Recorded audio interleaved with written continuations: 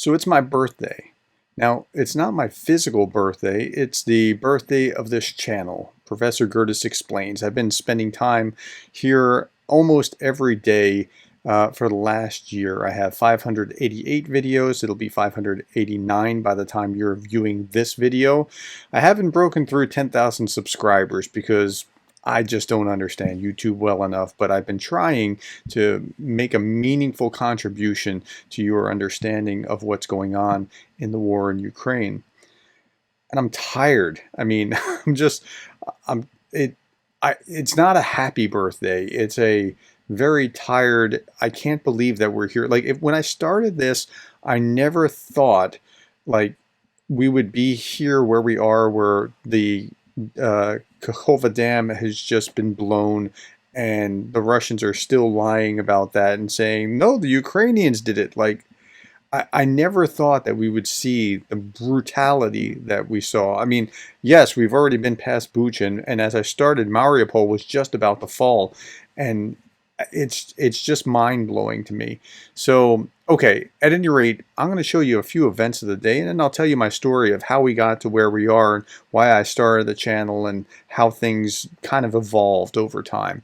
So, let's start with this. We're still talking about the Nova Kakhovka Dam, and Puck Nielsen that does an excellent job with anything that he ever touches about why things happen like they do. And I want to show you about a minute or so of him talking about like what were the Russians hoping to get out of this.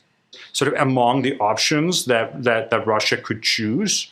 But I always saw it as something that they would do after the Ukrainians had gained a foothold on the other side of the river. And that would have made sense.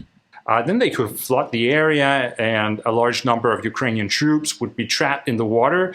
But it doesn't look like that is what happened. Instead, Russia blew up the dam at sort of the first hint of Ukraine's counteroffensive. So what I'm saying is that I think it's hard to see a big strategic calculation for why this was a smart thing to do for Russia. In fact, I think it was a stupid thing, not just because of all the damages that they made, but also just from a purely military point of view. Like they had this thing that they could do once, and if the timing was right, then perhaps it could save them in a desperate situation, but now they have used it before they got into that desperate situation. So now they don't have this option anymore. Mm-hmm. And in a couple of weeks, they will be in a worse position than if they had not blown up the dam. So why did they do it?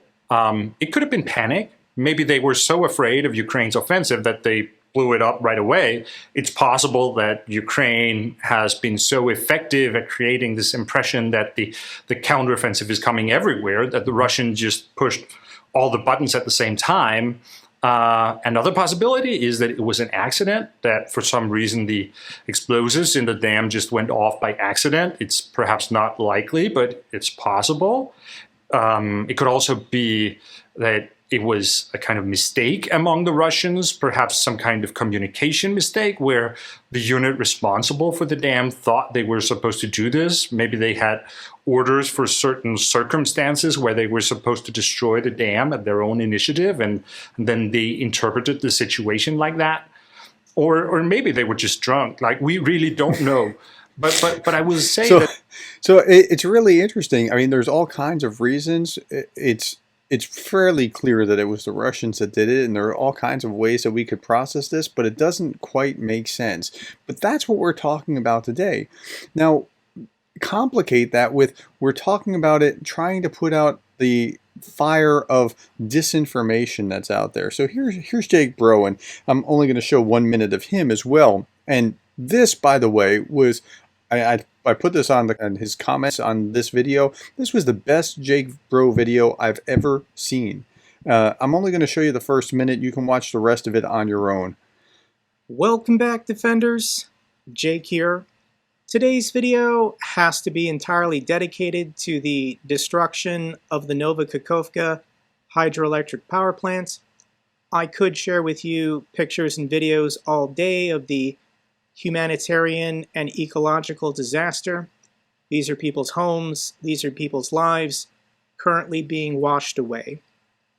But unfortunately in this video, I have to battle Russian disinformation.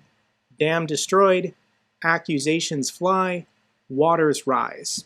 Yeah, and so he spends his whole time fighting with Russian state media and their surrogates, which is what I've been doing, and maybe that's why I think this is as awesome as it is. And he really, point after point, is just laying out his case. In fact, what you'll see is he has 19 points of why Russia blew up the dam, and it's just amazing. It's just well done. Please go watch it. I'll put the links below. Now, I've spent all my time doing the same kind of thing here recently. I started off just trying to go give daily updates. Here's what's happened. And I've kind of defaulted into this place of fighting with Russian state media and Russian surrogates. I did a segment a few months after I started called Fun with Russian State Media, and just showed, like, okay, I just showed you, here's what happened. Now, here's how Russia frames it. And it was just a really odd juxtaposition to see how that was done. And so over time that evolved, and this has kind of become how I've spent my time contributing to your understanding of context. Before we go to that, though, I want to look at one more thing.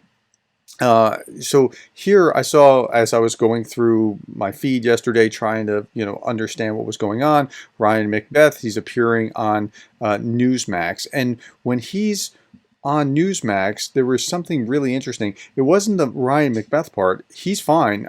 He gives great analysis, but it's what the commentator said, because I see some softening in those that are saying, why should we even be there? I don't even understand why we're involved at all. Listen to the commentator talk. Well, today's threat assessment deals with a topic that, quite frankly, is pretty hard for me to discuss as objectively as I should, given my time in Iraq. Now, I watched the U.S. feed half-hearted efforts and wasted hundreds of billions of dollars without being able to articulate the strategy to win the war. Pumping money into something alone is not a strategy. It certainly is a worse strategy than America being strong on the world stage, and I don't want that fate for Ukraine. But, it scares me. I don't know everything. That said, when Europe's largest nuclear power plant may be in peril, we got to dig into this. Now, did you hear that? That's really interesting. And look, I don't want to go into this. I don't want to get involved in this, but this is a problem. That's right.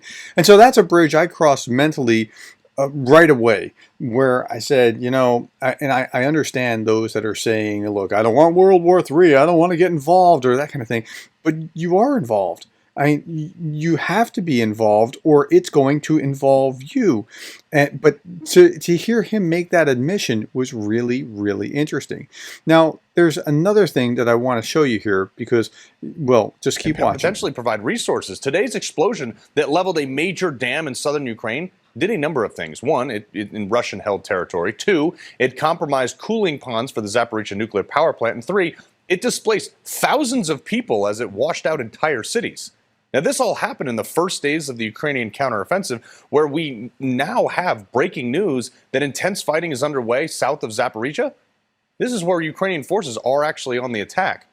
But could this further complicate the possibility of a nuclear meltdown? Something that could be worse than Chernobyl? It's far bigger. Well, joining me now to get some answers, Ryan Macbeth, an open source intelligence analyst. Okay, so it's not because I want to show you what's going on with Ryan Macbeth, and I'm not taking anything away from him, and he has great insight. But I want to show you, so he talked about, look, the next thing that you need to worry about is that nuclear power plant. This is an important thing, and if it could happen to this dam, right? But look at the caption. Somebody, an eagle-eyed viewer, pointed this out in the caption, and I had already seen this as a news article, but look, Fox tells Tucker to stop the Twitter or else.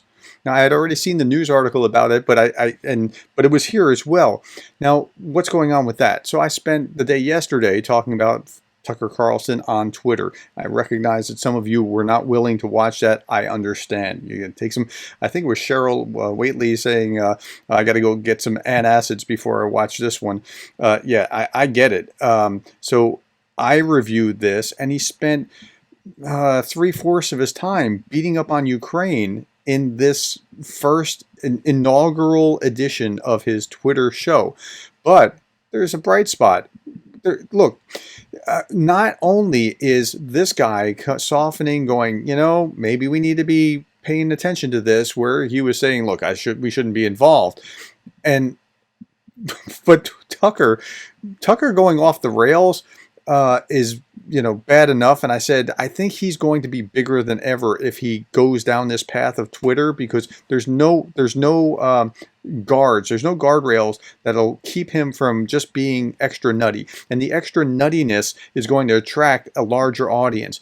But here, Fox News says that Tucker Carlson breached his contract. Fox News Wednesday notified Tucker Carlson's lawyers that the former primetime anchor violated his contract with the network when he launched his own Twitter show on Tuesday. Why it matters, the breach of contract claim sets Fox News up to explore potential legal action against Carlson. Now, what's interesting about that, too, is that just like, not only do I think that his ranting about Ukraine was nutty, even RT thought it was a little bit too much. Like, wrap that around your mind. Even RT thought this was too much. Look at this article.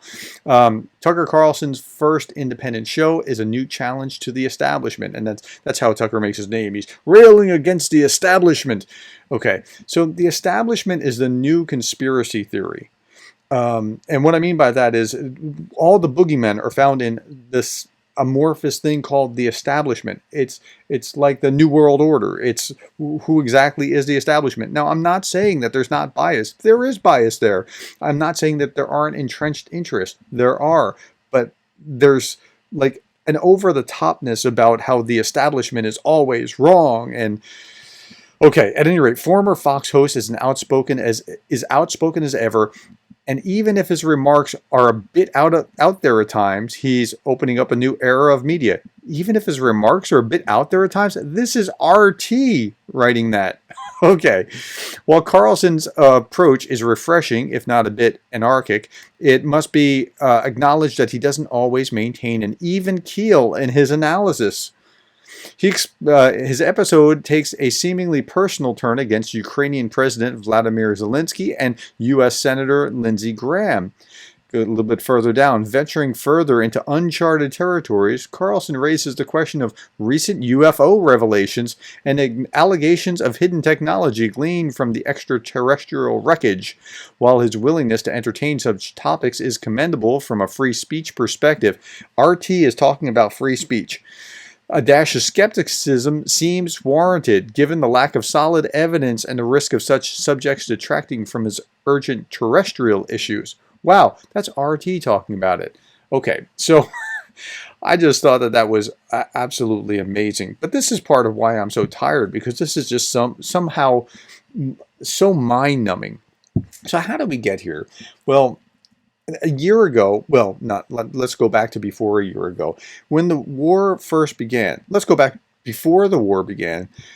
I'm sitting in the cafeteria with my professor buddies. We're sitting there talking about, current events and, what's Putin doing in Belarus? I mean, he's just saber rattling. He'll never invade. We all agreed. I agreed. I thought he would, he was just trying to get some kind of concessions, that kind of thing.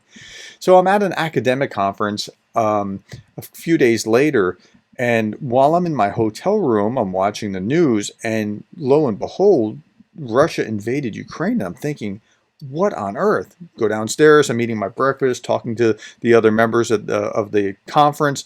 Like, do you understand this? I never thought he was going to invade. And then I get back and I hear Zelensky, the reports that Zelensky says, I need ammunition, not a ride. And I'm thinking, wow, who is this guy? Now, I study leadership, and I'm somewhat aware of who Zelensky is. But that led me to do this, which was I spent the next few weeks just really studying Zelensky.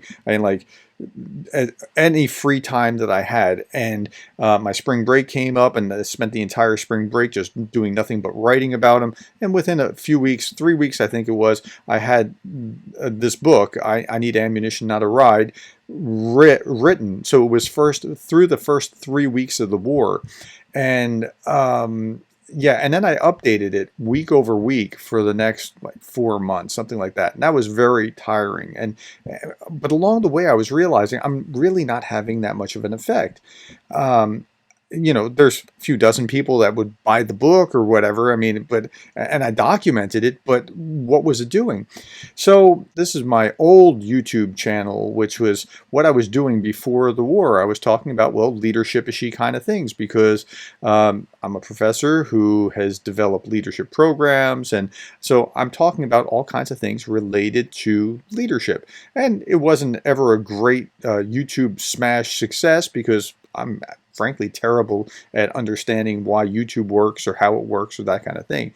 But when the war came, something changed, and all I wanted to do was focus on, well, the war. So this was at the conference, the last episode I did just before that, and then I did an explainer why Putin invaded Ukraine and who is President Zelensky and who is President Zelensky Part 2. And I talked about what I thought it was a first mistake and legitimately so, and not to bash him, but just to say, hey, look, if he can't afford to do that, here's how to defend a city with a urban warfare expert. And is Zelensky a Nazi? No, here's the proof. Well, he's a Nazi. Look on his shirt. Look at the symbol. Well, the Brits also have the Victorian cross, which is essentially the same symbol without the Nazi swastika. Right? I went on and I kept doing that. And then I realized, I'm not even talking to my own audience anymore. I'm talking to a very different audience where I'm speaking, because all I want to do was talk about Ukraine. So that led me to, well, what I'm doing now, which is talking about what I'm talking about. And so I have a lot of previous episodes or videos here, and I think I've gotten a little bit better over time. Like I said, I still haven't broken through 10,000 subscribers yet, and I don't know what I'm doing enough on YouTube to actually get to the place where I'm going to do that or calculated to do that anytime soon. I have improved my audio thanks to you all telling me, hey, you need to improve your audio. And I think I've improved the video too. But over time, and even the thumbnails to get progressively better, or actually I'm going down, so they're getting progressively worse as I show you this. You see that they're kind of not so good the further back I go.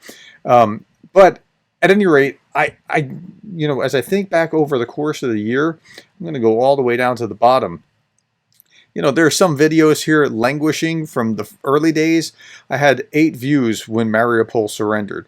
I had 7 views at the 3 months full scale, 6 views when another Russian general was killed, and I'm talking about it. It's kind of depressing when I look at that.